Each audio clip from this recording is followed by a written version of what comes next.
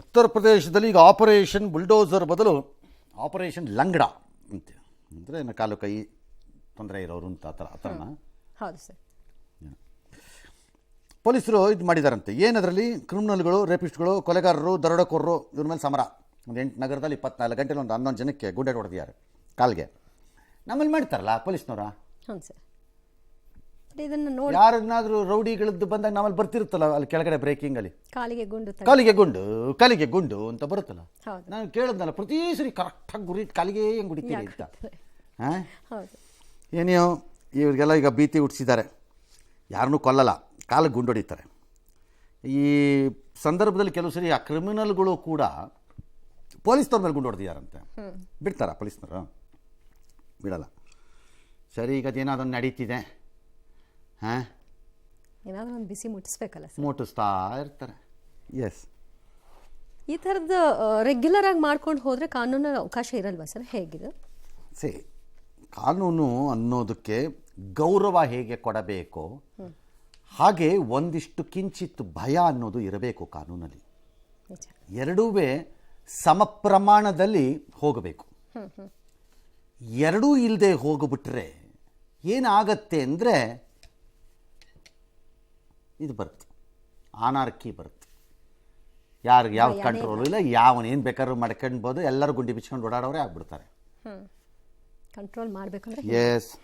ಇನ್ನು ದಕ್ಷಿಣ ಕನ್ನಡ ಜಿಲ್ಲೆಯಲ್ಲಿ ಶಾಂತಿ ನೆಲೆಸೋ ಕಿಡಿಗೇಡಿಗಳು ಬಿಡೋದೇ ಇಲ್ವಾ ಅನ್ನೋ ಪ್ರಶ್ನೆ ಇದೆ. ಯಾಕಂದ್ರೆ 1 ತಿಂಗಳ ಅವಧಿಯಲ್ಲಿ 3 ಕೊಲೆ ಆಗಿದೆ. ಅಶ್ರಫ್ ಆಯಿತು, ಸುಹಾಸ್ ಶೆಟ್ಟಿ ಆಯಿತು, ನಿನ್ನೆ ಅಬ್ದುಲ್ ರಹಿಮಾನ್ ಅವರ ಕೊಲೆಯಾಗಿದೆ. ದೇರಳಕಟ್ಟಿಯ ಎನಪೋಯ ಆಸ್ಪತ್ರೆ ಬಳಿ ನಿನ್ನೆ ಹೈಡ್ರಾಮಾ. ಇವತ್ತು ಮರಣೋತ್ತರ ಪರೀಕ್ಷೆ ಬಳಿಕ ಕುಟುಂಬಸ್ಥರಿಗೆ ಶವವನ್ನು ಹಸ್ತಾಂತರ ಮಾಡಿದ್ದಾರೆ. ಮಂಗಳೂರಿನ ಸ್ವಗ್ರಾಮದವರೆಗೆ ಮೆರವಣಿಗೆ ನಡೆಯಿತು. ನೂರಾರು ಅಂಗಡಿಗಳು ಬಂದ್ ಆಗಿದ್ವು. ಬಸ್ ಸಂಚಾರ ವಿರೋಧಿಸಿ ಬಂಟ್ವಾಳದ ಅಮ್ಮೂಜೆ ಗ್ರಾಮದಲ್ಲಿ ಕಿಡಿಗೇಡಿಗಳು ಆಟೋದಲ್ಲಿ ಖಾಸಗಿ ಬಸ್ಗಳನ್ನು ಅಟ್ಟಾಡಿಸ್ಕೊಂಡು ಹೋಗಿದ್ದಾರೆ. 2 ಬಸ್ಸಿಗೆ ಕಲ್ತೂರಿದ್ದಾರೆ. ಬೈಕ್ ಶೋರೂಮ್ಗೂ ಕೂಡ ಕಲ್ಲು ತೂರಾಟ ಮಾಡಿದ್ದಾರೆ. ಸ್ವಗ್ರಾಮ ಕೊಳತಮಲ್ಜಿಲು ಮೊಯ್ಯುದ್ದೀನ್ ಜುಮ್ಮಾ ಮಸೀದಿಯಲ್ಲಿ ಅಂತ್ಯಕ್ರಿಯೆಯನ್ನು ನೆರವೇರಿಸಲಾಯಿತು. ಪರಿಚಯಸ್ಥರೇ ಈ ಕೃತ್ಯವನ್ನು ಎಸಗಿದ್ದಾರೆ ಅಂತ ಆರೋಪವನ್ನು ಮಾಡಿ ಈಗ 15 ಮಂದಿಯ ವಿರುದ್ಧ ಎಫ್ಐಆರ್ ಆಗಿದೆ. ಬಂಟ್ವಾಳದ ಡಿವೈಎಸ್ಪಿ ವಿಜಯ್ ಪ್ರಸಾದ್ ನೇತೃತ್ವದಲ್ಲಿ 5 ಪೊಲೀಸ್ ತಂಡಗಳನ್ನು ಎಸ್ಪಿ ಯತೀಶ್ ರಚಿಸಿದ್ದಾರೆ. ದೀಪಕ್ ಸೇರಿದಂತೆ ಸ್ಥಳೀಯ 3ರನ್ನ ಪೊಲೀಸರು ವಶಕ್ಕೆ ಪಡ್ಕೊಂಡಿದ್ದಾರೆ.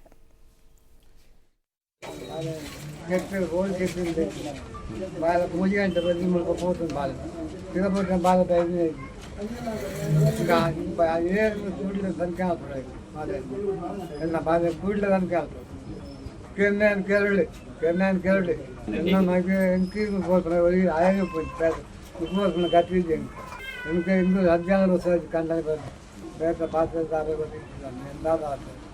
ರಾಜ್ಯ ಸರ್ಕಾರ, ಪೊಲೀಸ್ ಇಲಾಖೆಯವರ ಕೂಡ ವೈಫಲ್ಯತೆಯನ್ನು ನಮ್ಮಲ್ಲಿ ಒಬ್ಬ ನಾಲಾಯಕ ಗೃಹ ಸಚಿವರು, ಅವರಿಗೆ ಪೊಲೀಸ್ ಇಲಾಖೆಯನ್ನು ಕಂಟ್ರೋಲ್ ಮಾಡುವಂತ ಕೆಪಾಸಿಟಿ ಕೂಡ ಇಲ್ಲ.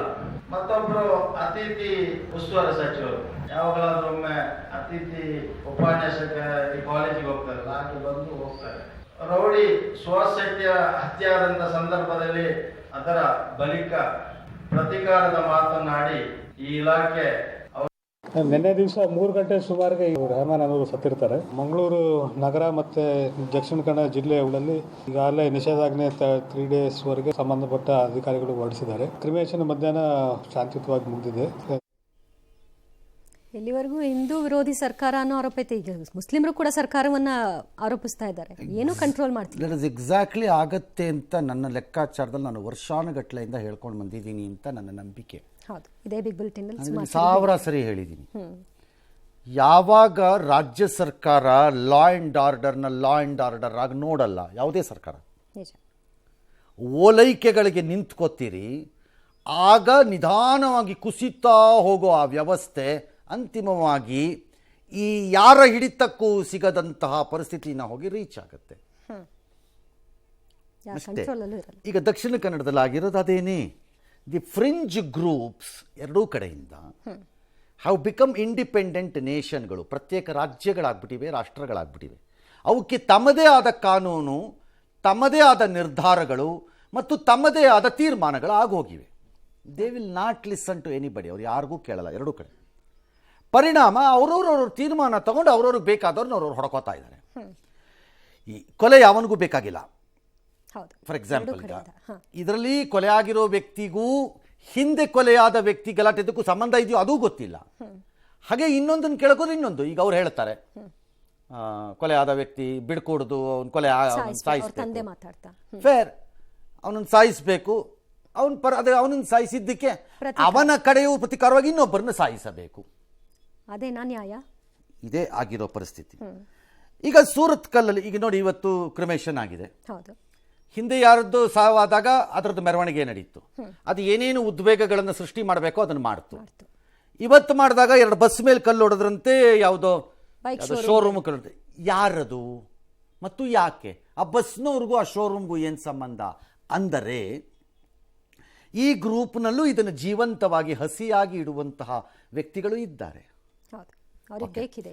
ಈ ಕಚಡಗಳನ್ನು ಯಾವುದೇ ಕಡೆ ಇರಲಿ, ನಾನು ಹೇಳ್ತಿರೋದು, ಇವ್ರನ್ನ ಹೆಕ್ಕಿ ತೆಗೆದು ಬುರ್ಡೆ ಕೆತ್ತಬಿಡ್ತೀವಿ ಅಂತ ಹೇಳಬೇಕಾಗಿರೋರು ಇಬ್ಬರು. ಯಾರು ಸರ್? ಒಂದು ಪೊಲೀಸ್ನವರು, ಓಕೆ, ರಾಜಕಾರಣಿಗಳು ಅಥವಾ ಸ್ಥಳೀಯ ನಾಯಕರ ಸಹಕಾರದಲ್ಲಿ. ಎರಡನೇದು ಆಯಾ ಸಮುದಾಯಗಳ ಲೀಡರ್ಗಳು.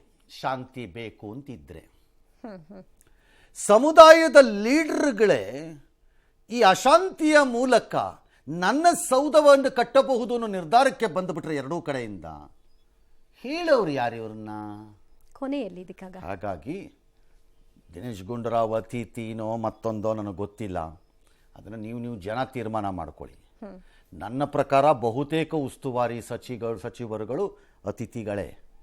ಸುಮ್ಮನೆ ಯಾವಾಗಲೂ ಹೋಗ್ತಾರೆ, ಅವ್ರಿಗೆ ಅತಿಥಿಗಳೇ, ಅದರಲ್ಲಿ ಯಾವ ಅನುಮಾನನೂ ಇಲ್ಲ. ಅದರಲ್ಲಿ ಇನ್ನು ಗೃಹ ಮಂತ್ರಿ ಬಗ್ಗೆ ಹೇಳ್ತಿದ್ದಾರೆ. Let me ask this question. ಒಬ್ಬ ಗೃಹ ಮಂತ್ರಿ ಏನು ಮಾಡ್ಬೋದು ಹೇಳಿಪ್ಪ ಈ ಮನೋಸ್ಥಿತಿಯಲ್ಲಿರುವ ಜನರ ಮಧ್ಯದಲ್ಲಿ? What can you do? ನಿಮ್ಮನ್ನು ನೀವು ಒಬ್ರನ್ನೊಬ್ರು ಹೊಡೆದಾಡ್ಕೊಳ್ಳಿ, ಅದು ಎಲ್ಲಿವರೆಗೆ ಹೋಗುತ್ತೆ ನೋಡೋಣ ಅಂತ ಬಿಡಬೇಕಾಗತ್ತಷ್ಟೆ. ಕೆಲವೊಮ್ಮೆ ಏನು ಮಾಡ್ಬೋದು? ಯಾರೊಬ್ಬರು ಅದಕ್ಕೊಂದು ಸೊಲ್ಯೂಷನ್ ಕೊಡಿಪ್ಪ ನೋಡೋಣ. Let us see. ನೀವು ಎಲ್ಲ ಲಿಮಿಟ್ಸನ್ನು ಕ್ರಾಸ್ ಮಾಡ್ದಂಗಿದೆ ನನ್ನ ಪ್ರಕಾರ. ವ್ಯವಸ್ಥೆ ನಿಮ್ಮನ್ನು ಸರಿದಾರಿಗೆ ತರುವ ಹಂತ ದಾಟ್ಬಿಟ್ಟಿದೆಯಾ ಅಂತ ನನಗೆ ಡೌಟ್ ಇದೆ ಆ ಭಾಗದಲ್ಲಿ. ಹಾಗಾಗಿ ಇದಕ್ಕೇನಾದರೂ ಪರಿಹಾರ ಬೇಕು ಅನ್ನೋದು ಆ ಭಾಗದ ಜನತೆಯ ಆಸೆ ಆಗಿದ್ದರೆ ಬ್ಯಾಲೆನ್ಸ್ಡ್ ಆಗಿ ನೀವಿಬ್ಬರೇ ಮಾಡ್ಕೋಬೇಕದನ್ನು. ನಿಮ್ಮಗಳ ಕೈಯಲ್ಲೇ ಇರೋದು. ಎಸ್. ಇನ್ನು ಎಂದಿನಂತೆ ರಾಜಕೀಯ ಕೆಸರೆರಚಾಟ ಮುಂದುವರೆದಿದೆ. ಯಾರೇನು ಹೇಳಿದ್ರು ನೋಡೋಣ.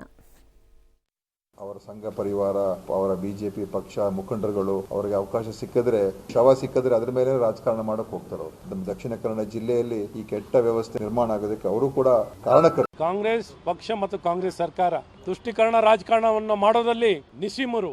ಇವತ್ತು ಕೊಲೆ ಸುಲಿಗೆ ಬಿಜೆಪಿಯವರೇ ಇವತ್ತು ಸಹ ಅಲ್ಲಿ ದ್ವೇಷದ ವಾತಾವರಣ ಸೃಷ್ಟಿ ಮಾಡಿದ್ದಾರೆ. ಹಿಂದೆ ಹಿಜಾಬ್. MB ಪಾಟೀಲ್ಗೂ ಮಂಜುನಾಥ್ ಭಂಡಾರಿಗೂ ದಿನೇಶ್ ಗುಂಡೂರಾವ್ಗೂ ಏನಾಗಬೇಕು? ಭಾಷಣ ಬಿಗಿದು ಸ್ಟೇಟ್ಮೆಂಟ್ ಕೊಟ್ಟು ವಾಪಸ್ ಬರ್ತೀರಿ. ನಿಮಗೆ ಏನಾಗಬೇಕು? ನಿಮ್ಮ ಗಾಂಧಿನಗರದ ಮೇಲೆ ಏನಾದ್ರು ಪರಿಣಾಮ ಬೀರುತ್ತೋ? ಇಲ್ವಲ್ಲ. MB ಪಾಟೀಲ್ರಿಗೆ ವಿಜಯಪುರದಲ್ಲಿ ಬೀರುತ್ತೋ? ನಿಮಗೇನಾಗಬೇಕು ಹೇಳಿ? What sort of a statements you ministers are doing? ನೀವು ಇದನ್ನು ಒಂದು ಸೈಡ್ ಇದು ಸಂಘ ಪರಿವಾರದ ಪ್ರಚೋದನಾಕಾರಿ ಅಂತ ಒಂದು ಸೈಡ್ ಬೈತಾ ಹೋದರೆ ಅವ್ರೇನು ಕತ್ತೆ ಕಾಯ್ಕೊಂಡು ಸುಮ್ಮನೆ ಕೂತಿರ್ತಾರೆ ನೀವು ಹೇಳೋ ಮಾತುಗಳನ್ನು ಕೇಳಿಸ್ಕೊಂಡು? And do you want to tell me that it's only one side? No, it is both side. ಇಬ್ಬರೂ ತಮ್ಮ ಸಾರ್ವಭೌಮತೆಯನ್ನು ಇದನ್ನು ಶಕ್ತಿಯನ್ನು ಸ್ಥಾಪಿಸುವಲು ನಡೆಸ್ತಾ ಇರುವಂತಹ ಹೋರಾಟ ಅಲ್ಲಿ ಅದು ವೈಲೆಂಟ್ ಆಗಿ ನಡೀತಾ ಇದೆ, ಶಾಂತಿಯುತವಾಗಿ ನಡೀತಿಲ್ಲ. ಹಾಗಿದ್ದಾಗ ದಿನೇಶ್ ಗುಂಡೂರಾವ್ ಬಂದುಬಿಟ್ಟು ಈ ಭಾಷಣ ಬಿಗಿದ್ರೆ ಯಾವನ್ ಕೇಳ್ತಾನದನ್ನ? They will obviously say, you are a pro-Muslim fellow, you are a pro-minority, ಓಲೈಕೆ ರಾಜಕಾರಣ, ಇಂಥ ಮಂತ್ರಿ ಇಂಥ ಸರ್ಕಾರದ ವಿರುದ್ಧ ನಾವೇನ್ರಿ ಕೇಳೋದು ಅಂತ ಇನ್ನಷ್ಟು ತಿರುಗುತ್ತಾರೆ. That is exactly what Congress has done. Mistake on mistake on mistake on mistake on mistake. ಇವತ್ತು ದಕ್ಷಿಣ ಕನ್ನಡ ಈ ಪರಿಸ್ಥಿತಿಗೆ ಬರೋಕ್ಕೆ ಈಗಲೂ ಮುಂದುವರಿಸ್ತಾರೆ. ಇವತ್ತಿನ ದಕ್ಷಿಣ ಕನ್ನಡದ ಪರಿಸ್ಥಿತಿಯಲ್ಲಿ BJP, ಬಜರಂಗದಳ, ಮತ್ತೊಬ್ಬರು ಮಗದೊಬ್ಬರದ್ದು ಒಂದು ಪಾತ್ರ ಇದ್ದರೆ ನಿಮ್ಮದು 50% ಇದೆ, ನೆನಪಿಟ್ಕೊಳ್ಳಿ. ಕಾಂಗ್ರೆಸ್ನವ್ರದ್ದು ಮರಿಬೇಡಿ. ಎರಡು ಕೈ ಸೇರಿ. ಹಾಗಾಗಿ ಸ್ಟಾಪ್ ಮೇಕಿಂಗ್ ಸ್ಟೇಟ್ಮೆಂಟ್ಸ್ ಫೂಲಿಶ್ಲಿ.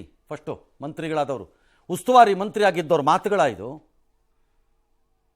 ಈ ಮಾತುಗಳನ್ನು ಆಡ್ಬಿಟ್ಟು ನಾಳೆ ಎರಡೂ ಸಮುದಾಯನ ಕರೆದು ನೀವು ಶಾಂತಿಯಿಂದ ಇರಬೇಕು ಅಂತ ಹೇಳಿದ್ರೆ ನಿಮ್ಮ ಗನಂದಾರಿ ಮಾತನ್ನು ಯಾವನ್ರಿ ಕೇಳ್ತಾನೆ?